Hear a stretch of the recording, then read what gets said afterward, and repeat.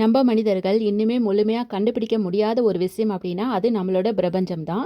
நம்மளோட மனிதர்கள் பூமியில் எப்போது தோன்றினார்களோ அந்த நாள் முதல் இந்த நாள் வரைக்குமே நம்மளோட உலகத்தை பற்றி தெரிஞ்சுக்கிறதுக்கு பல ஆராய்ச்சிகள் நடந்துட்டு தான் இருக்குது. அந்த மாதிரி ஆராய்ச்சி பண்ணி நம்மளோட ஆராய்ச்சியாளர்கள் பல விஷயங்களை கண்டுபிடிச்சிட்டு தான் இருக்காங்க. நம்மளோட பிரபஞ்சத்தை பற்றி கண்டுபிடிச்சதே கால்வாசி கூட இருக்காது அப்படின்னு தான் சொல்லணும்.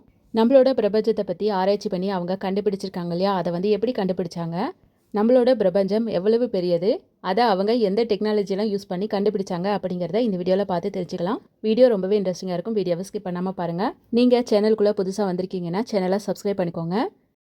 நம்மளோட யூனிவர்ஸ் எவ்வளவு பெரியது, அது எவ்வளோ தூரம் இருக்கும் அப்படிங்கிற கேள்வியை இன்றைக்கி இருக்க ஆராய்ச்சியாளர்கள்ட்ட நம்ம கேள்வி கேட்டோம் அப்படின்னா இந்த கேள்விக்கான பதிலை இப்போ இருக்க டெக்னாலஜிலாம் யூஸ் பண்ணி கூட கண்டுபிடிச்சு அவங்களால சொல்ல முடியல அப்படின்னு தான் சொல்கிறாங்க. என்ன காரணம் அப்படின்னா நாளுக்கு நாள் இந்த பிரபஞ்சத்தை பற்றின நிறைய விஷயங்கள் புதுசாக கண்டுபிடிச்சிட்டு தான் இருக்காங்க. பல தகவல்கள் நம்மளுக்கு கிடைச்சிருந்தாலுமே அதுக்குள்ளே நிறைய ஆச்சரியமான விஷயங்களும் நம்மளுக்கு கிடைச்சிட்டு தான் இருக்கு. அப்படி இருந்தாலுமே பிரபஞ்சத்தை பற்றி முழுசாக கண்டுபிடிச்சே தீரணும்னு சொல்லி இன்றைக்கி இருக்கிற ஆராய்ச்சியாளர்கள் ரொம்பவே தீவிரமாக ரிசர்ச் பண்ணிகிட்ருக்காங்க. நம்மளோட பிரபஞ்சம் உருவானதே பிக் பேங்குக்கு அப்புறம் தான் அப்படின்னு சொல்லி ஆராய்ச்சிகள் நிரூபிச்சிருக்கு. பிக் பேங் அப்படின்னு சொல்லி ஒரு விஷயம் நடந்ததுக்கப்புறம் உலகத்தில் என்னெல்லாம் மாற்றங்கள் நடந்தது, எப்படியெல்லாம் மாற்றங்கள் உருவானது அப்படிங்கிறத அவங்க கண்டுபிடிக்கிறதுக்கு நிறைய ஆராய்ச்சிகள் பண்ணிட்டு இருக்காங்க. யூனிவர்ஸில் மொத்தமாக எவ்வளோ கிரகங்கள் இருக்குது, எவ்வளோ நட்சத்திரங்கள் இருக்குது அப்படிங்கிறத, அது மட்டும் இல்லாமல் அது எவ்வளோ தொலைவில் இருக்குது அப்படிங்கிறதையும் அதை கண்டுபிடிச்சா மட்டும்தான் நம்மளோட பிரபஞ்சம் எவ்வளோ தூரம் இருக்கும் அப்படிங்கிறத நம்மளால கண்டுபிடிக்க முடியும். 2013ஆம் ஆண்டு யூரோப்பியன் ஸ்பேஸ் ஏஜென்சியின் பிளாங்க் சேட்டலைட் அப்படின்னு சொல்லக்கூடிய ஒரு சேட்டலைட் ஒரு ஆச்சரியத்தை வெளியிட்டிருக்கு. Most accurate detailed map of universe அப்படின்னு சொல்லி ஒரு மேப்பை வெளியிட்டிருக்கு. இந்த ஒரு விஷயத்தை அடிப்படையாக வச்சு தான் அவங்க 13.8 பில்லியன் வருஷத்துக்கு பழமையானது நம்மளோட உலகம் அப்படின்னு சொல்லி அவங்க சொல்கிறாங்க. பிளாங்க் சேட்டலைட் இதை எப்படி கண்டுபிடிச்சிது அப்படிங்கிறத தெரிஞ்சுக்கலாம். காஸ்மிக் மைக்ரோவேவ் பேக்ரவுண்ட் அப்படின்னு சொல்லக்கூடிய ரேடியேஷனை வச்சு தான் அவங்க கண்டுபிடிச்சிருக்காங்க. 1380 பில்லியன் ஆண்டுகளுக்கு முன்னாடியே நம்மளோட உலகம் உருவானதை அவங்க கண்டுபிடிச்சிருக்காங்க. காஸ்மிக் மைக்ரோவேவ் பேக்ரவுண்டை வச்சு எப்படி கண்டுபிடிச்சாங்க அப்படிங்கிறத பார்த்துடலாம். சிஎம்பி அப்படிங்கிறது பார்த்தீங்கன்னா ஒரு டிராவலர்கள், புரிகிற மாதிரி சொல்லணும்னா இது ஒரு சிக்னல் தான். இந்த ஒரு விஷயம் பார்த்தீங்கன்னா தொடர்ந்து நகர்ந்துக்கிட்டே இருக்குமா. சிஎம்பி ஒரே திசையில் நகராமல் யூனிவர்ஸ் மொத்தமாக பார்த்தீங்கன்னா எல்லா திசையிலுமே இது சமமாக ட்ராவல் பண்ணுது. எவ்வளோ தூரமாக இருந்தாலும் இதனால் கடக்க முடியும் அப்படின்னு சொல்லி சொல்கிறாங்க. இந்த சிஎம்பி அதோட சுற்றுப்பாதையெல்லாம் சுற்றி முடிச்சுட்டு திரும்பவும் நம்ம பூமியை ரீச் ஆச்சுன்னா மட்டும்தான் நம்மளோட பிரபஞ்சம் எவ்வளோ பெரிய அளவுக்கு இருக்குது அப்படிங்கிறத நம்மளால சொல்ல முடியும் அப்படிங்கிறத ஆராய்ச்சியாளர்கள் சொல்கிறாங்க. அந்த அளவுக்கு தெளிவாக எக்ஸ்பிளைன் பண்ணக்கூடிய அளவுக்கு சிஎம்பி இருக்கும் அப்படிங்கிறத அவங்க சொல்கிறாங்க. விண்வெளியில் இருக்கக்கூடிய அந்த காஸ்மிக் மைக்ரோவேவ் பேக்ரவுண்ட் ரேடியேஷனை வச்சு அதோட வெப்பநிலை எந்த அளவுக்கு இருக்குது அப்படிங்கிறத கணக்கிட்டு தான் அவங்க சொல்கிறாங்க. அதில் இருக்கக்கூடிய வெப்பநிலையை அவங்க கணக்கிட்டு பார்க்கும்போது அது எல்லா திசைகள்லையுமே ஒரே சமமாக தான் பரவிட்டு இருக்கு அப்படிங்கிறத சொல்கிறாங்க. இதை வச்சு தான் பிக் பேங் அப்படின்னு சொல்லக்கூடிய பெரு வெடிப்புக்கு பின்னாடி தான் நம்மளோட பிரபஞ்சம் உருவாச்சு அப்படிங்கிறத அவங்க கன்ஃபார்ம் பண்ணியிருக்காங்க. தூரத்திற்கும் ஒளியோட வேகத்திற்கும் இடையில இருக்கக்கூடிய தொடர்பை வச்சு தான் 13.8 பில்லியன் வருஷத்துக்கு முன்னாடியே நம்மளோட பிரபஞ்சம் தோன்றுச்சு அப்படிங்கிறத கன்ஃபார்ம் பண்ணியிருக்காங்க. சிம்பிளாக சொல்லணும் அப்படின்னா பெருங்கடலில் எங்கேயோ போயிட்டு இருக்கக்கூடிய கப்பலை இங்கேருந்தே பார்க்குற மாதிரி தான் வானத்தையும் அவங்க பார்க்குறாங்க.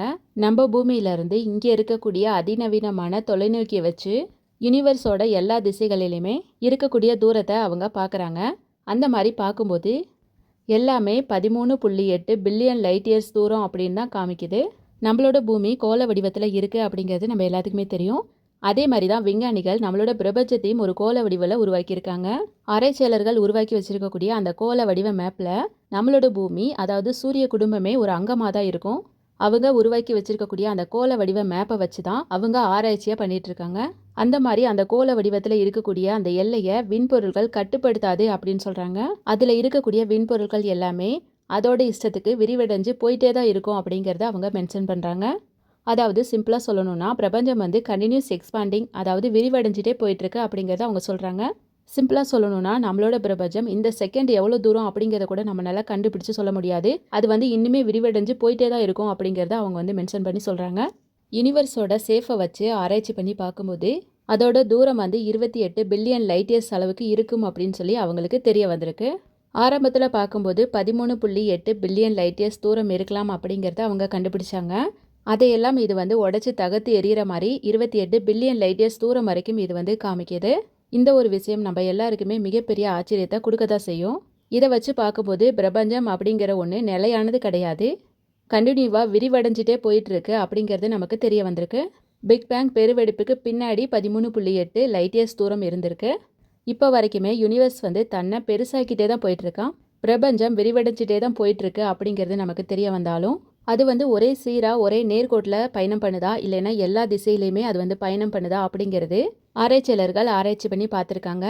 2020ஆம் ஆண்டு XMM நியூட்டன் டெலஸ்கோப், நாசாவோட சந்திராயன் எக்ஸ்ரே டெலஸ்கோப், அது மட்டும் இல்லாமல் ரொசாட் எக்ஸ்ரே அப்சர்வேட்டரி டெலஸ்கோப், இது எல்லாத்தையுமே வச்சு ஆராய்ச்சி பண்ணி பார்த்துருக்காங்க.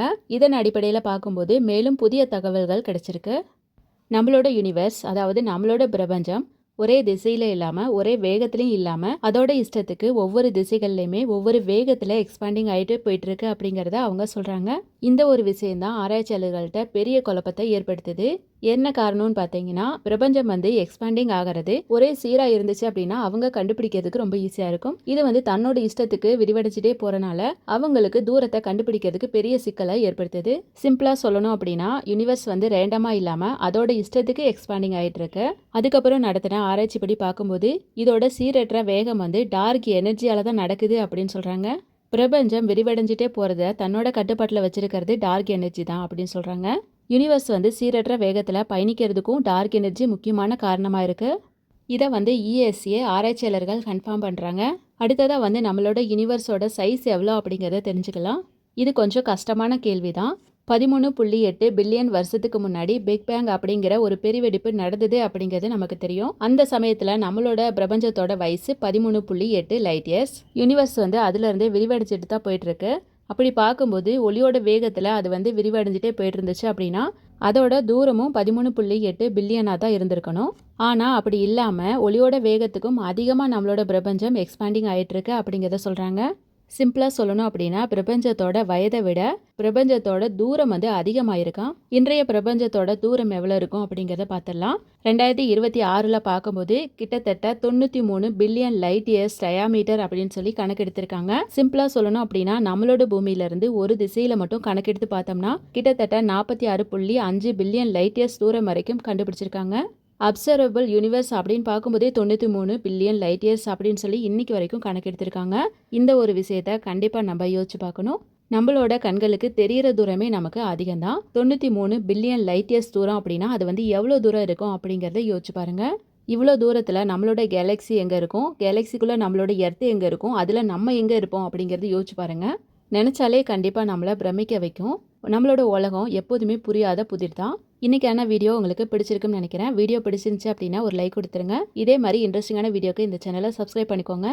அடுத்த வீடியோவில் சந்திக்கலாம்.